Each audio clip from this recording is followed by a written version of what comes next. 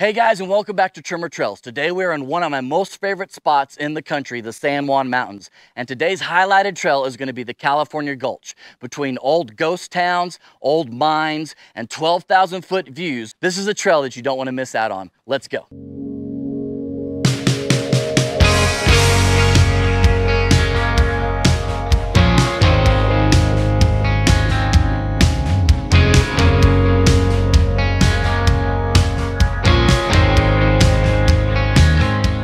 California Gulch is going to be located in the San Juan Mountains. That's in Colorado, just outside of Silverton. The trail itself is going to be 4.3 miles. You can expect about an hour to an hour and a half to get this one done. This trail is going to be gravel, small rock gardens. You're going to have tight switchbacks, and you're going to have a pretty massive shelf road at the end. The modes I used was just 4-high mud and ruts. Highlights on this trail are several. You have old mines all over the place. You have the ghost town of Animas Fork, and you have a mountain pass at 12,904 feet. Please remember that our cameras have stabilizers on them, so the hills are not going to appear steep and the bumps are not going to be as rough. Also remember that we review this and every trail at the end of our video. Let's go.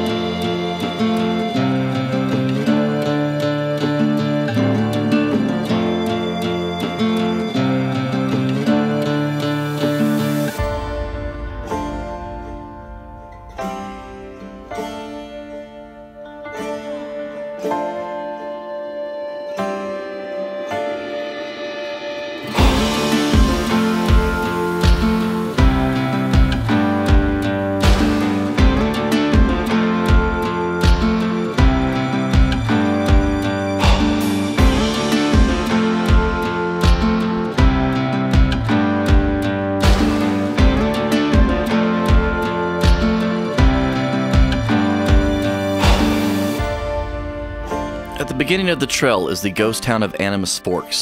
In the 1800s, they discovered silver and gold in these mountains, and Animas Fork became a massive mining town. In 1876, they had over 450 people residing in the town. They had a hotel, they had saloons, and of course they had their houses. By 1910, most of the mines had given up all their ore, and Animas Fork officially became a ghost town. Now all that's left is a glimpse of what it used to be like, and some old rusted nails.